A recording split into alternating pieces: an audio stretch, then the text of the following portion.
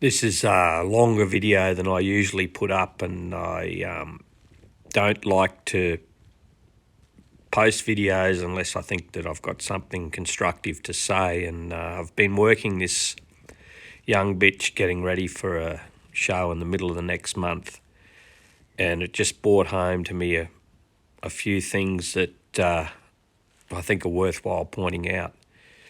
You know, you can do clinics with people and on both in the cutting and the dog side of things, and to me it's just an entry level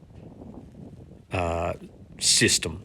You know, most trainers will tell you the same things. They might tell you the same things in a different way, but it's entry level stuff.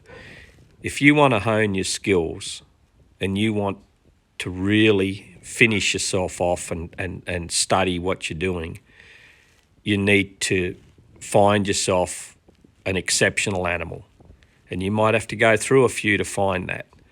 When you find that exceptional animal, you need to observe and study and see why they're so much better than the other ones that you're working. It's all about observation and observing the good and the bad. It's obviously about practice too, but you get those special animals and they have a way of doing things that you need to try to imitate, even on some of the animals you're working that don't have that ability. I remember reading a book a lot of years ago now on working dogs. It was Scott Lithgow's book. And there was two things in that book that stood out to me, other than there was a lot of great information in it. And one was something he said about you don't want your dog so intimidated that it won't intelligently disobey. And that lined up directly with another section he had in the book called The Dogs I Have Learnt From.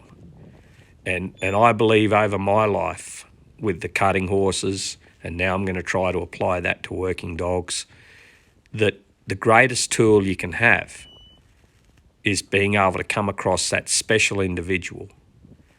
And obviously you're going to have some input into what's going on, but you need to see the things that that individual does to which you had no influence over. This will help you not only become a better operator when you work other dogs that are lacking in certain areas, but it also will help you breed better animals. You need to really focus on studying the animals that you're working. And today it's a big thing of promotion, a lot of trainers, and everyone admires the trainers that have made a difference. But I'll tell you right now, be it a dog or a horse, that the major difference is the animal you're working with. And you can be the best handler in the world, and if you don't have the product to work with, you won't be great.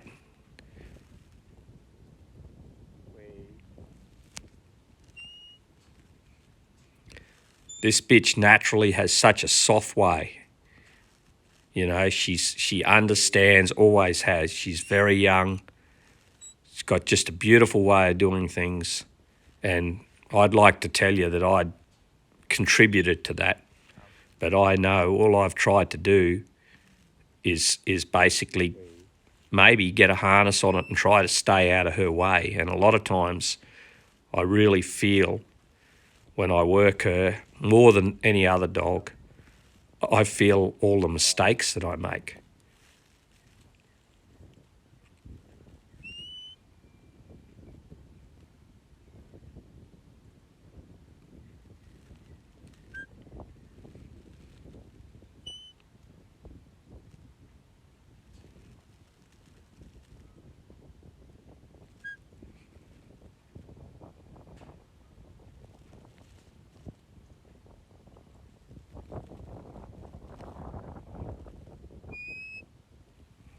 This is sort of why,